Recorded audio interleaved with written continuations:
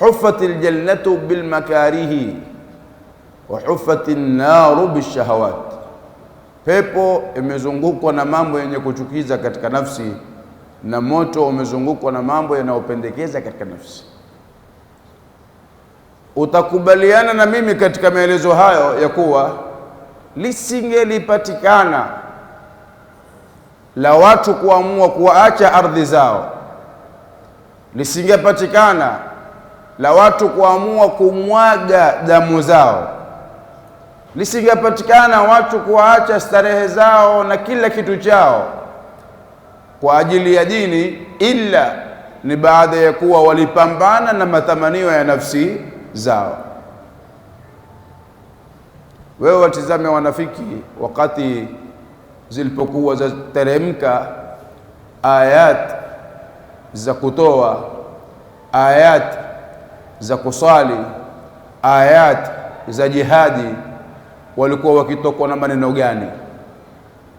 Watizame wanafiki wakati walipokuwa wayatenda hayo, walikuwa wakiyatenda namna gani?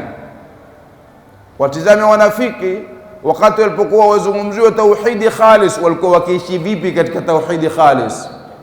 Walikuwa wakiishi vile alivyotueleza Mungu subhanahu wa ta'ala, idha laqul ladhina amanu qalu amanna wa idha khalau ila shayatinihim qalu inna ma'akum innama nahnu mustahzi'un. Lakini waumini wa hakika hawakuwa na dhal wajhaini, hawakuwa na nyuso mbili, hawakuwa na two face.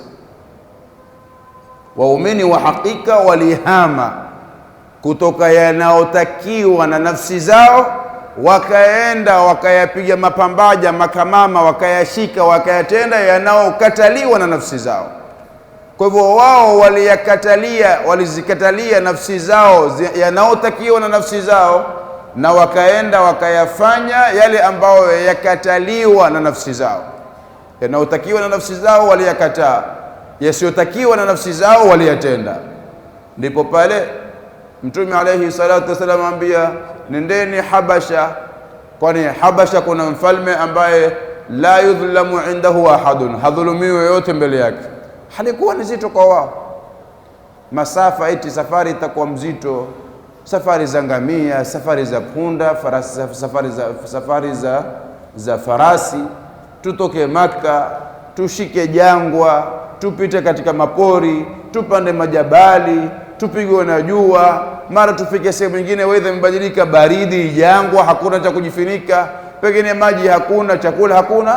Sara ahwan alayhi, yalikuwa rahisi kwa wao, kwa sababu siku zote idha kanatin nufusu kibara taibat fi muradiha alajsamu, nafsi zikiwa kubwa, zikiwa nafsi za kisawasawa ambazo zimezoezeshwa kutoka katika asili yake kuhama kwenda katika nafsi daraja nyingine, basi mwili ndio utakaopata tabu, kwa sababu yule mtu ambaye ameweza kuishinda nafsi yake huwa hafikirii sahihi niko katika raka ya ngapi, yeye hufikiria alfajiri itachomoza saa ngapi ili katizie utamuhunu wa qiyamul layl.